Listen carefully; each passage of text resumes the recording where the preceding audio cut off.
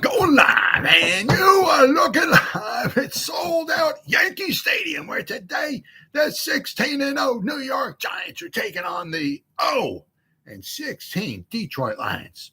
Why the Detroit Lions 0-16? Because they suck. Welcome to the Gridiron. Anybody out there at all going to spend any time with me here this evening? I greatly appreciate it so much. Thank you so much from the bottom of my heart. Or anybody's going to spend any time at all watching the replay of this. Thank you so much from the bottom of my heart. You guys absolutely rock. Greatly appreciate it. I'm going to try to shoot my mouth off here for about 30 minutes, like I usually try to do every night. Anybody got anything to say, just throw in the chat box. I usually check on the chat box like every 5 or 10 minutes or so, see if anything gets put in there. So anybody got anything to say, just fire away. And I usually respond to every comment. All right, so feel free to fire away. Now, before we get started, anybody out there want to help support my channel? It would mean so much to me. I would greatly appreciate it. There's a link in the description box. It's the top link. All right, I got 3 different membership levels. The first one's called the Saquon. The second one's called the Lawrence Taylor, and the third one is called the Gridiron. Each one's got their own little perks to them. Okay. You got loyalty badges. There's emojis. I got 4 emojis right now. I have a 5th one coming out soon. Okay. But I mean, anybody out there wants to help support my channel, it would mean so much to me. I would greatly appreciate it. Also, if you're not subscribed, all right, please click the subscribe button down below. That way, next time I go live or I put a video out or whatever like that, you'll be notified. And hit the bell icon too. That way, that helps notify you as well. And then also, in the description box below, there's a couple more links. One of them is I got a Facebook, a group. Okay, oddly enough, it's called the Gridiron, right? There's over 1,800 members in there right now. Okay, so please become a member. Click on it, become a member. There's new stuff going in there every day. Between what I put in there and what other members put in there, there's at least 4, 5, 6, if not more, things going in there every day. I always try to keep things fresh, right? And update, put things in there all the time, right? So, please click on that link and become a member. I greatly appreciate it. And then also, okay, there's another link below too, all right, which is to my page, okay, which oddly enough is called the Gridiron, right? Right now we got 264 likes, 334 people following it, and it's the same thing. Every day I'm putting new stuff in there.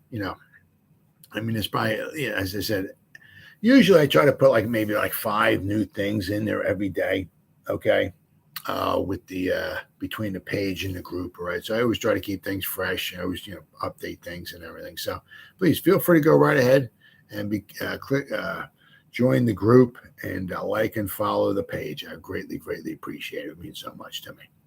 All right, well, now with all that stuff said and out of the way with and everything, got some stuff going on here. Got some injury update. Okay, now for the most part, I mean, one of those rare exceptions, all right, for the Giants anyway.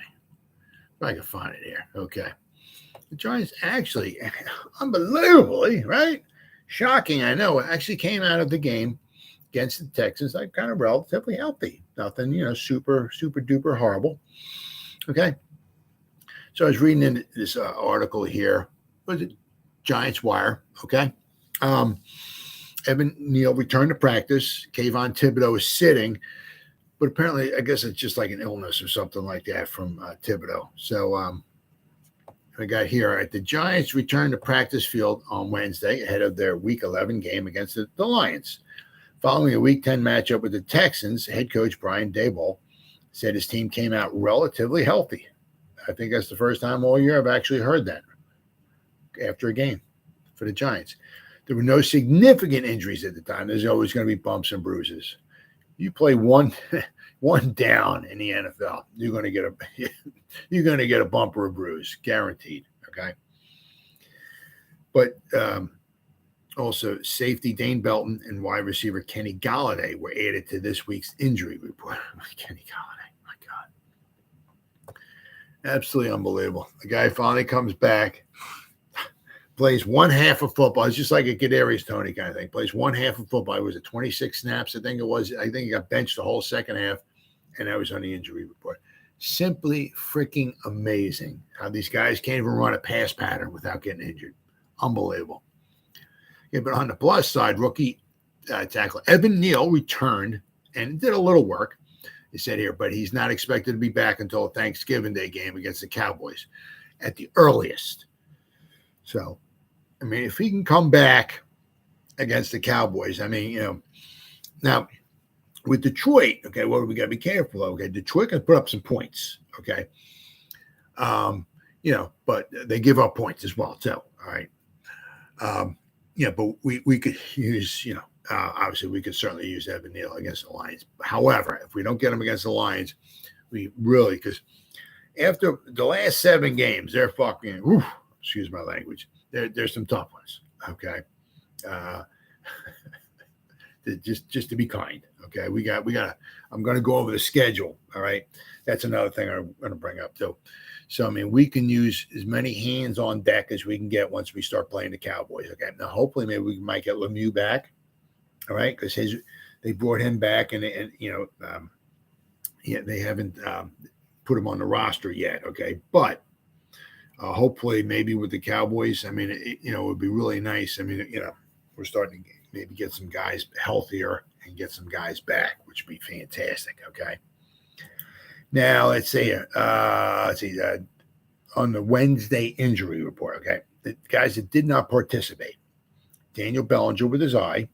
I said, hopefully he might be back. What do we got? Maybe, maybe the Cowboy game, I guess, maybe. Or maybe the week after that. Okay, so he's on par to come back, and not against the Lions, but the next week or two after that. Okay, Dexter Lawrence, they just gave him a rest day. Okay, and Kayvon Thibodeaux says he had an illness. Okay, we can certainly use him out there against the Lions, obviously, that's for sure. And we might get Azeez Ojulari back too. Wouldn't that be fantastic? Okay, if we can get him back. We got guys that it was a limited participant, right? Safety Dane Belton, he's got a clavicle, okay.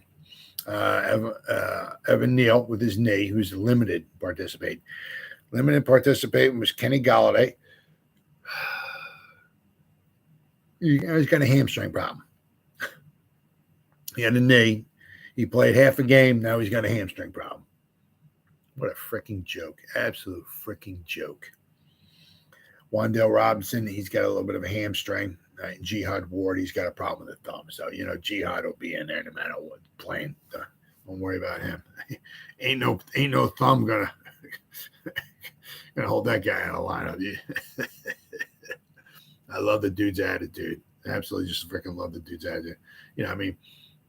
With Jihad Ward, are there better players out there? Oh yeah, but I just love the guy's attitude. Really, really love his attitude. Hope he's somebody, one of those guys that we want to find a place on the roster for him. In maybe the years to come. I love if we keep him on the roster. Okay. All right, that does that. Then we got next. Let's see here. The injury report was one of those babies. All right. So then after that, now the Giants, okay, coming up, they have, or shall I say before that, we got Brian Baldinger. All right. He breaks down the Giants. He says that the Giants are the best defensive tackle tandem in the NFL. It would be Sexy Dex and Leo the Lion. Okay. And I'm going to go over some of their numbers, and they're really rather, they really stand out. They're really doing a great job. Let's see. He said the defensive line tandem of Dexter Lawrence and Leonard Williams, who spent a great deal of the game harassing Houston quarterback David Mills. He said, Leonard Williams and Dexter Lawrence are playing as well as any defensive tandem in the NFL. Go around the league and find me a better tandem, all phases of the game, all phases. Okay, so he seems to think that the Giants have, which is true. Okay.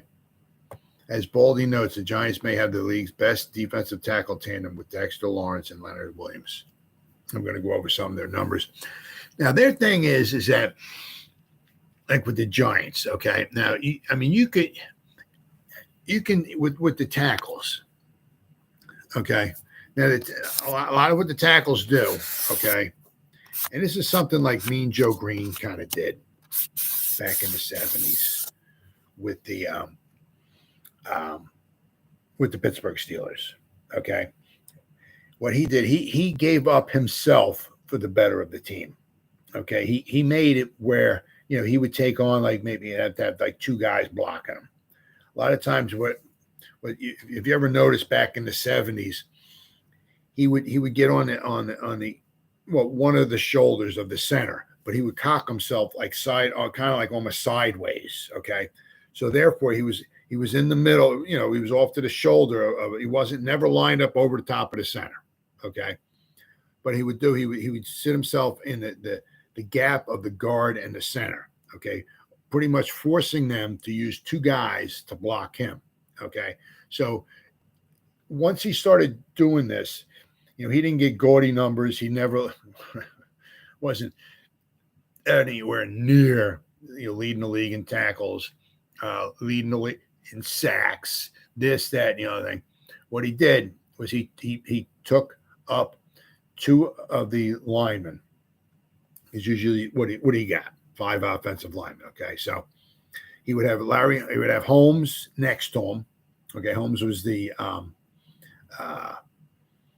I believe Holmes was the other tackle, right? You had Dwight White and you had L.C. Greenwood. I believe those were the defensive ends. Okay, so you had 5 offensive linemen. Okay, so what it was L.C. Greenwood would occupy a tackle. Dwight White would occupy a tackle. Holmes would occupy a guard. And Green would occupy a center and a guard. So now you got 4 defensive players occupying the 5 offensive linemen. So what would that do? That would free up Jack Lambert, okay, to go in there and plug the hole whether it was maybe Russell, right, at one outside linebacker, Jack Ham at the other outside linebacker, or Jack Lambert, right, at the middle linebacker. Okay, they would go there and they would plug up the holes. Okay, wherever the running back went. All right, so that's what you can do. Now, that's what kind of what they're doing. Okay, they're taking on the double teams. Okay, or occupying blocks, occupying space, and all. Okay, but now it's up to the guys behind them to plug the holes. Okay, so if one of those guys gets latched onto a guard gets to the second level or something, and takes on Tay Crowder or Micah McFadden or Dane Bell, so whoever's in the box there or something like that, they got to shed those blocks, okay, and make the tackle. And as we saw, game in and kind of game out. I mean, Houston had a couple nice runs against us there in the middle. All right. We got to get those guys to shed the blocks. So, which we're kind of not getting. But going back to Leonard Williams and Dexter Lawrence, they're occupying space in there. Okay. So what they're occupying space, taking up space, taking on blockers. Okay. But it's the guys behind them that got to make the tackles. And that's not really happening. Okay. But I mean, they're doing the best they can, but also, I mean, in the passing game too. I mean, they're doing a phenomenal job. Now, if we look here, right, what that sexy Dex has got here, right? So far, according to Pro Football Focus, right, Dexter Lawrence is a 91.1. Okay, we're not talking Aaron Donald at a 99 or nothing like that. 91.1. Okay, against Houston, he graded out at a 92. Okay. Doing a phenomenal job. So far, this season, he has 35 total pressures. According to Pro Football Focus, all right, they got him with 6 sacks. He has 12 hits, 17 hurries. Okay, 2 batted balls. They have him right here. Okay. So this is obviously, I mean, it's far and away his best year of his career. Okay. He's doing absolutely phenomenal. His second year, he was a 79. Last year, he fell down a little bit. He went down to a 68. Okay. But this year, he's at a 91. His pass rush is a 91.6, doing a phenomenal job, right? Then we look for Leonard Williams. He's having his best year, too, according to Pro Football Focus. Okay. That's all I'm going by. He's at an 87.6. He graded out at a 90.5. So both of our defensive tackles this past week, okay, against the Texans, graded out at over a 90. Okay. Dexter Lawrence was a 92. Leonard Williams was a 90.5. Okay. Now, Leonard Williams' career, his second season in 2016, according to Pro Football Focus, he graded out at 81.4. That's the only other time he's graded out in the 80s. This year he's in 87.6. Okay. Now, it might also help, too, that we got the Godfather, okay, Patterson, the defensive line coach, in there. He could be making a huge difference for these guys as well, too. I said because 81.4 was Leo Lyon's best grade ever. He's at an 87.6, so he's at over 6 points above his best. And Dexter Lawrence is like 12 points above his best. Okay, so could be the Godfather because we got Patterson in there, right? They fired Zimmerman, right? And I guess they got rid of a bunch of the coaches and all that. Well, we got Patterson. Okay, we lucked out. Okay, we got ourselves a hell of a defensive line coach. All right, so I mean they're doing a great job now. Leonard Williams only has apparently on the season, according to Pro Football Focus, 2 sacks, but he's got 18 pressures. All right, so between the pressures between Dexter Lawrence and Leo the Lion, we got 53 pressures between the two. Now also, Leonard Williams missed some games. Okay, he missed time, right? But but apparently, between the two of them, they're having a phenomenal season. Now, if we go back here to the next season, okay, we got Dexter Lawrence signed for his 5th-year option. He's guaranteed $10.753 million. Okay, it's a freaking bargain, absolute bargain.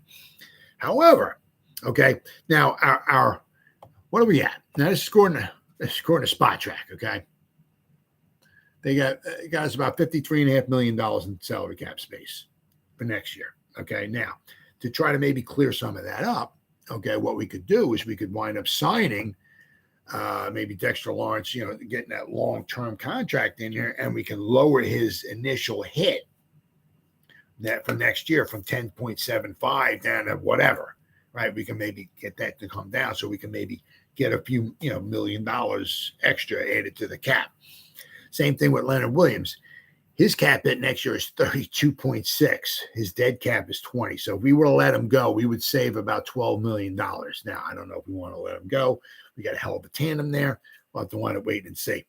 But Leonard Williams is not over the hill yet. Okay. He's still got some football left in him. So if the Giants want to maybe extend him, okay, right, add another year or two onto his contract, right, get that cap hit of $32 million down, we can add a little bit more money to our salary cap. Okay. So that's 2 ways the Giants next year. I mean, obviously Kenny Galladay's gone. Okay. So we're going to save some money there. Gone. All right. They could get rid of him this year. I'm sure they would, but they can't. They cannot get rid of him this year. All right.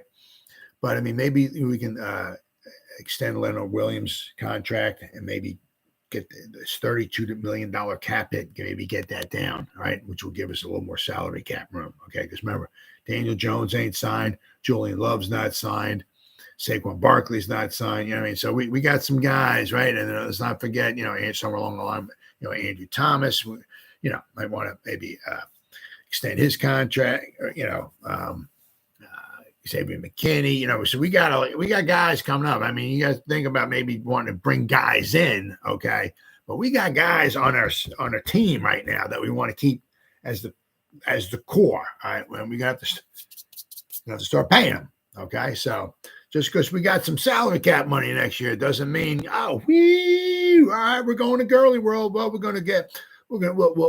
we'll get 7 wide receivers. We'll bring an extra couple cornerbacks in. We'll get another 1 or 2 middle linebackers. Oh man, right. So we got a lot of our own guys that we got to start paying.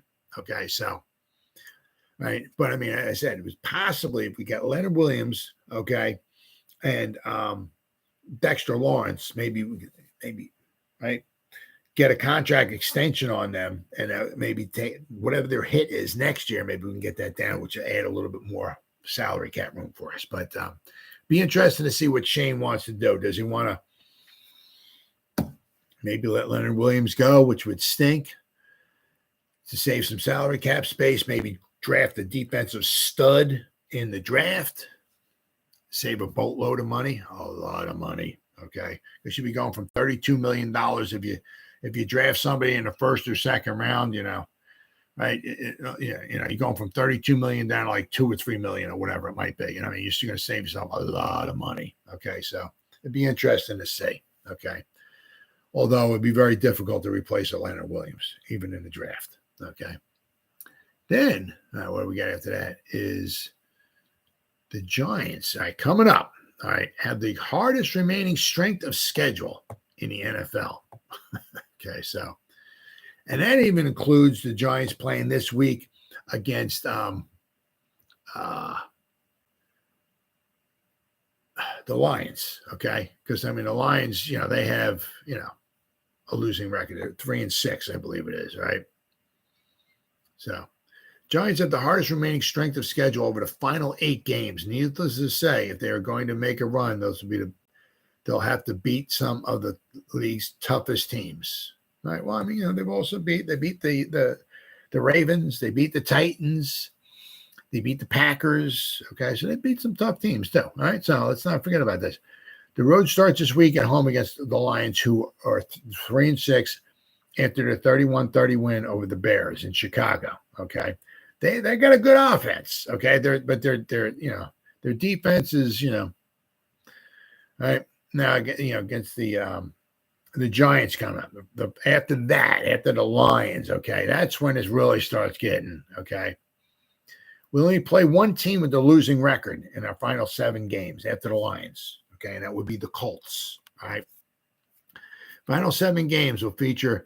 We got to play the Eagles twice, the Commanders twice, and the Cowboys. All right, there's 5 difficult games right there. Then we got to play the Vikings, who are 8-1, and then finish up against, not finish up, but our other game is against the Colts, who are 4-5. Okay, so in the last 7 games, we're only playing one team as of right now who has a losing record, because the Commanders, after they beat the Eagles on Monday night, are 5-5 now. And I say, don't rest on or sleep on those Commanders. Okay, because they're starting to come on a little bit here. What do we got here? Away. Let's see. They just won 1. Okay, but they're 5-5. All right. They're right in the thick of a wild card spot, right in there. Okay. You got the Packers are 4-6, the 49ers are 5-4, the Commanders are 5-5, the Cowboys are 6-3. So they're right in the thick of a playoff spot. So do not rest on the Commanders. So, the Giants have a very, very tough, right? Giants have been seen as a paper tiger by many pundits up until now because of the close margin of their victories. If they can split these great games, they will get themselves 11 wins and most likely into the postseason. So, hopefully we can take care of the Lions, right? Hopefully. That will put us at 8-2. Of course, you can't, obviously, you hope they can, okay? That will give us 7 games left. I said, if we go even 2-5, right, that would put us at 10 wins. 10 wins would be nice. But if you want to be safe and get 11 wins, go 11-6, okay? That means we would have after the Lions, and you don't ever want to assume anything. I'm just saying, if we beat the Lions, they give us 7 games left.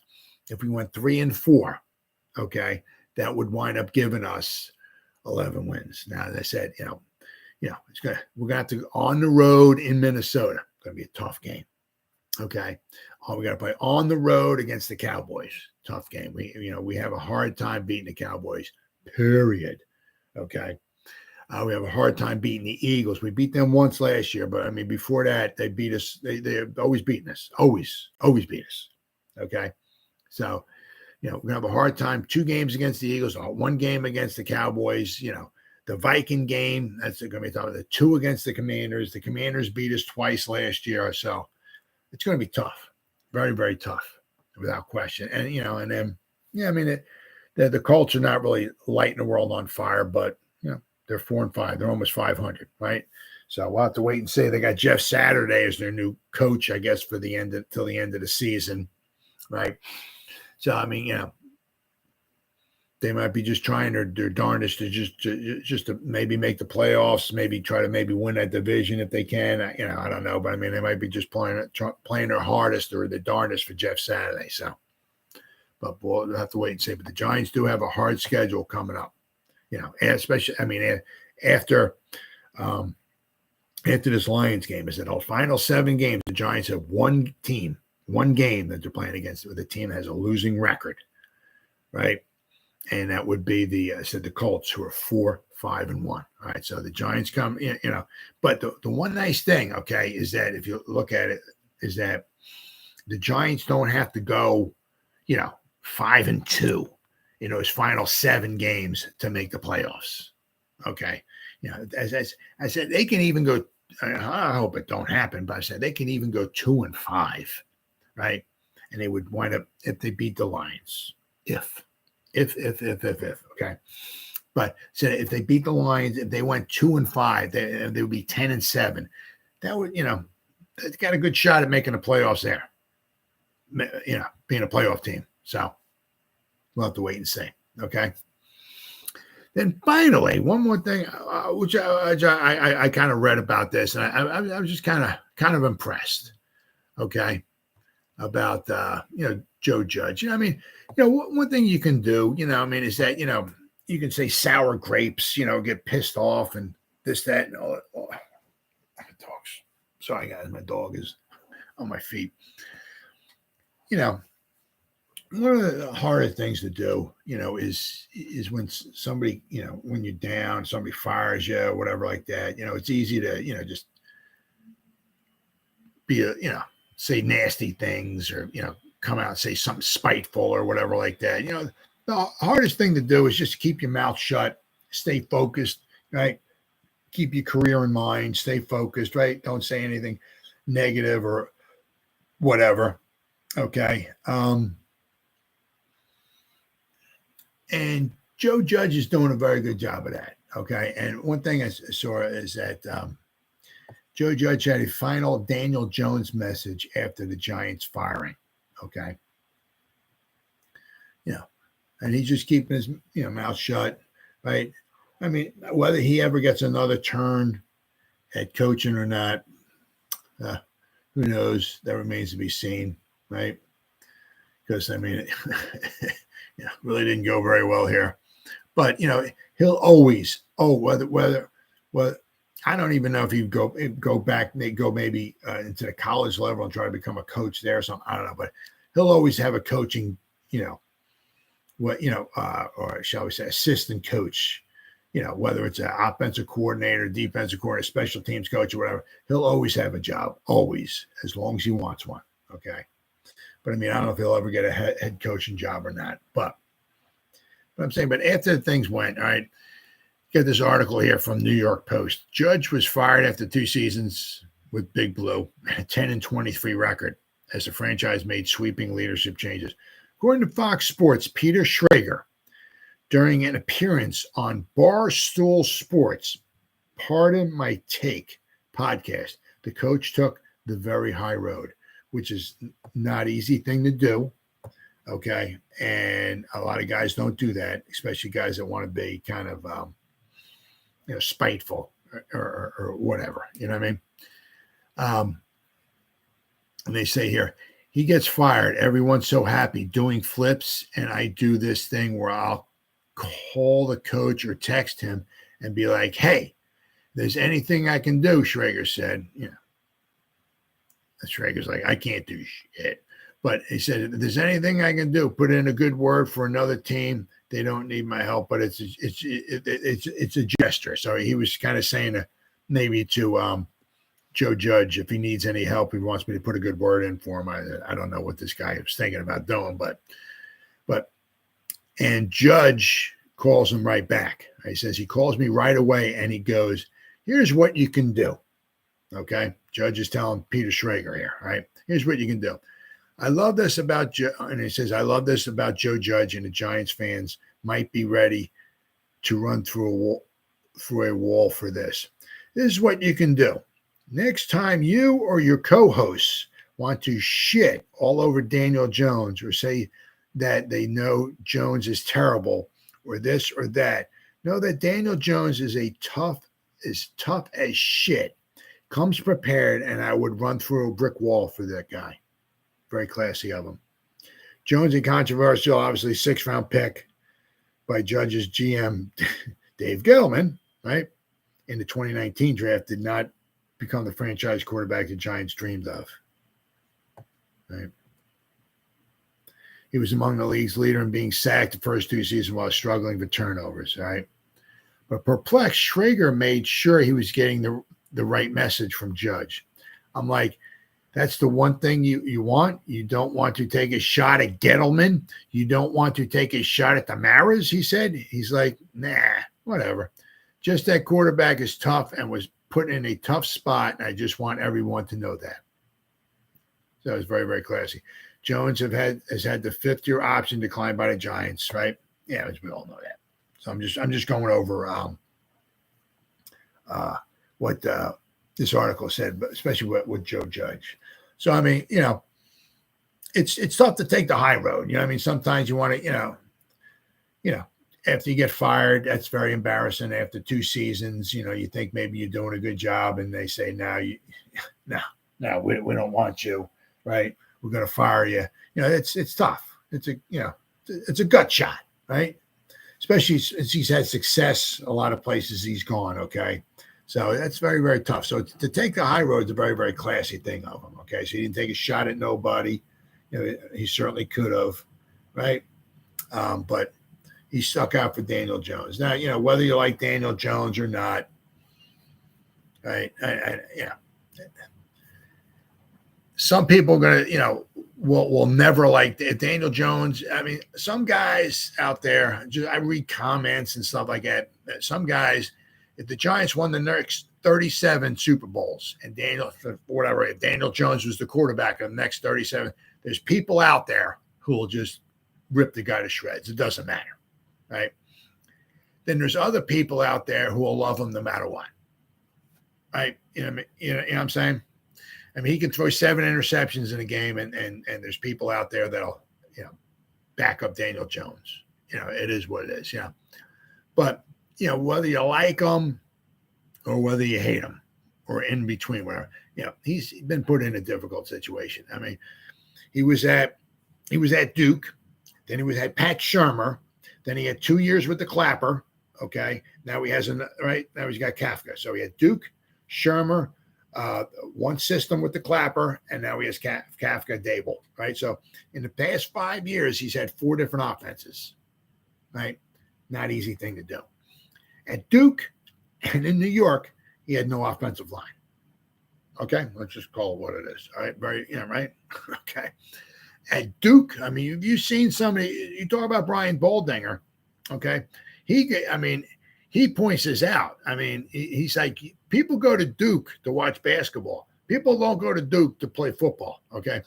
Now, he showed some highlights or lowlights, if you want to call, of Daniel Jones throwing passes to some of them Duke receivers, and they're dropping the ball. And Baldy's like, come on, catch the ball. What's wrong with it? I mean, so, we have not been, very generous with our the talent we've surrounded Daniel Jones with. We've surrounded maybe with some talent, but then you get Kadarius Toney. He runs one pass pattern, pulls a hamstring. He's got to miss the next 2 games. Love Sterling Shepard, but he goes out there. What's he do every year? Gets hurt. You pay $18 million a year for Kenny Golladay. I mean, I don't even want to go into that. You know, so when we have surrounded with some talent, right, they get hurt, right? So then we got a bunch of backups in there, right? So, I mean, we haven't really been giving them a boatload of talent and, you know, learning new offenses and all and everything. So, you know, things have been very difficult for him. You know, things have been rough on him, okay? But you don't hear him saying nothing bad.